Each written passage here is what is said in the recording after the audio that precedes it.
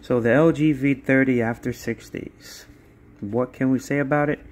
And why don't you guys like to see me cleaning this off? So, to start the video, let me show you what I'm talking about.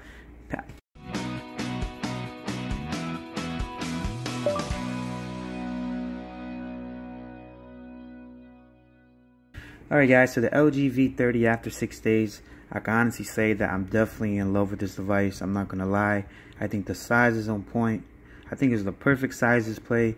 I mean, it's not a whole 6-inch display, but it definitely feels nice in the hand. I'm talking about it's perfect. I think the Note 8, it was a little bit taller. I think the iPhone 8, I mean, it has all that bezel or whatever, but I think in the size display category, I think the LG V30 has it perfectly. I think the back fingerprint button is a definitely win. I love this concept. I think it's the best in the business, and I think that everybody should actually try to implement this if they can. So let's talk about the build. So a lot of you guys were getting on me because of the fingerprints. Now, as you can see guys, this is a fingerprint magnet. This thing is silver, it's bright silver, platinum type color, and it will show any type of sweat, any type of hand oils, or any type of lotion that you put in this thing. So I would definitely rock a case with this day one. Now, as far as scratches, now I did actually get a couple of scratches on this already because there's not a lot of tempered glasses out, and a lot of the glasses on Amazon have a lot of fake reviews. So I would definitely buy one before you take this outside, or even put it inside your pocket. So as you can see, I have a couple of scratches right over there, right here.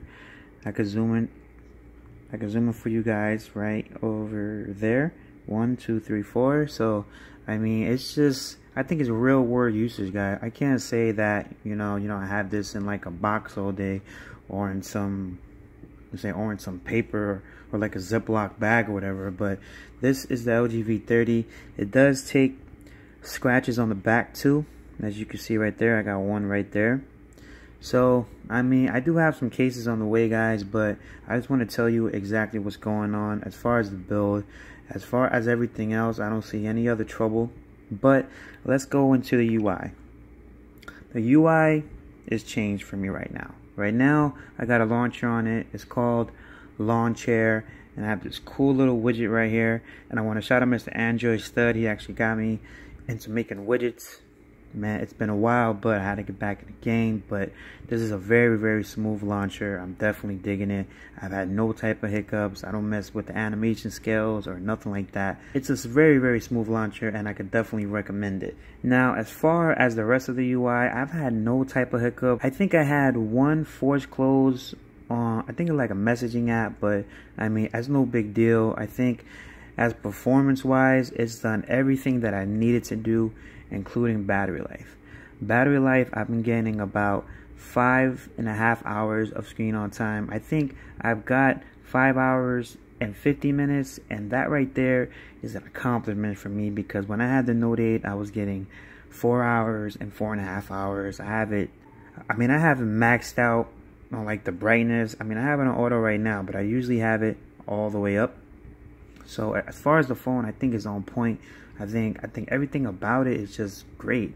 I think it has the fast charging. I think the build is awesome. I tried the quad DAC, and the quad DAC is cool, but it does actually limit you on how high it can actually go. It says that it can only go up to 70. So I mean, I would like it to see it pass, I mean, at least 85. I think as far as the phone itself, I think the cameras, I'm not really digging the front camera, guys. I think it's a little bit blurry and kind of smudgy looking, and it makes your face look a little bit weird. So I mean, I think on the G6 it was way worse, but I think on this one it's okay. I think if you're outside and some great lighting, I think it looks decent. I'm not gonna say it's nice, but it's okay. I think on the rear camera, I think as far as like the colors and like the pudginess of colors, I think with whites it makes it look a little bit dull, but when I see it on another device, it looks totally different. So it's kind of weird, and I think that has to do with the POLED display. So I think as far as the whites on the POLED display, it looks a little bit washed out, just a bit. So I'm not sure how that works and how that how the technology works, but I know that they're kind of distant cousins with the Super AMOLED and the POLED display. So I don't know, man. I'll just leave that up to all the technology experts inside the comments, because I know they are definitely a lot of LG nice. So shout out to them for all the love and hate that they gave me. Is this phone a go for $800? That is the $1,000,000 question. I think that LG was a little bit late, and they only brought like only 2 colors in the US, so I'm a little bit disappointed in that. What is about this phone that will make it $800? And honestly, I think it's the overall package that you get with the phone. I mean, it's the wireless charging, and you got the IP68 rating. It's thin. It's a nice size display. It fits in your hand, so I could type with only one hand with no issue. So it's definitely a win as far as that. I think the wireless charging is good. I mean, and you got a headphone jack. Like the headphone jack is a plus. I think the fingerprint scanner is a plus. I think the wide angle lens over the portrait mode is a plus. But what is wrong with the phone? I think as far as what's wrong with the phone, I think I can honestly say how the speaker is a little bit tinny and it sounds a little bit far, and that's probably because of the IP68 rating. But I think as far as everything else, I think it's a win. I think this UI here of this whole thing is really outdated.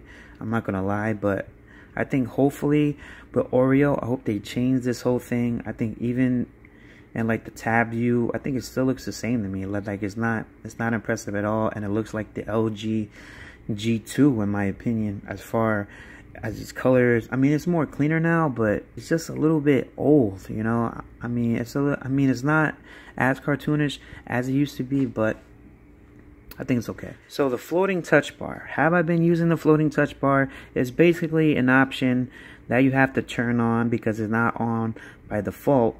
But basically, it's like an edge panel on your S8 Plus or your S8 or your Note 8, and you basically tap it or slide it, and it's going to show an app that you would want to actually load up. Like, I haven't placed any apps here, but I'm not really a fan of the sliding apps of anything. I think if I had a pen, I think it'll be a lot more cooler, but I think LG has to implement that into the V series if they want to make a serious run against the Galaxy Note 8. But as far as this, I mean, I haven't really been using it. I did have it on this side, and I did have some problems because it was kind of affecting a lot of the apps I was using.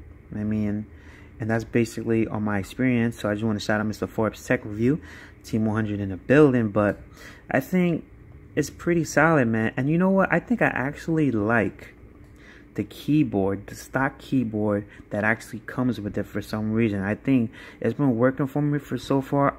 I haven't really had a chance to change it to dark theme, but I think it's pretty good for me so far. And I always change all the keyboards of everything. So as far as the phone itself, is it worth $800, $750? That's entirely up to you, and it's entirely up to your budget. Is this a phone that I could rock for an entire year? You know what? I think I can. I think I can, because I think the camera is a go. I'm really loving the wide angle lens. I think the front is a no, but I think with great lighting, I think I could deal with it. But as far as everything else, like I'm not really mad at the phone at all. Like when I had the G6, that phone aggravated me so bad because of everything that it didn't have. I had a small display, and the battery was super crappy. You know, it's just certain things that annoy me with phones quickly, especially on Android phones. But I think this phone has the total package. I think it has everything that I want and everything that I need in a device. So I could definitely say, guys, the LG V30 after 6 days. And remember, this is only 6 days. It might change completely in a week or tomorrow. But as far as the LG V30, I think this phone is a win. I'm not gonna lie. I mean, I had the Note 8, I had the iPhone 8 Plus, I had the S8 Plus. I'm waiting on the Pixel XL2. So maybe as far as cameras, you can give it a run for its money. But I'm definitely digging everything about this device, no question. So to sum up everything, guys, the LG V30 is a definitely win. I would definitely go buy it. I think at the end of the day, I think the cameras and the smoothness and the battery life will definitely win me over, no problem. I am a fan of having a great front-facing camera, but I think I could deal with it. So before I end the video, guys, I just want to tell you guys that I'm thankful for everybody who's been watching all the V30 videos on my channel. And I just want to say that I did actually pass 1 million views on my channel. It's been a long ride, guys. I've been doing this for almost 3 years, and I'm just excited and astounded. I will be at CES next year, and I'm trying to make this channel as big as I can as a brand, and not, saying only just myself, but saying JQ and Reggie U, and there's a couple of guys out there. We got Easy, I got Android Stud. It's like a tight little family, man. All of us, all of us watch each other's videos, and we just support each other to the fullest. So I just want to thank you guys. 1 million views is big for me, so thank you. And follow Phone Tech at Work for more videos like this, including the LG V30 and more tech to come. So to the next video, guys. Peace.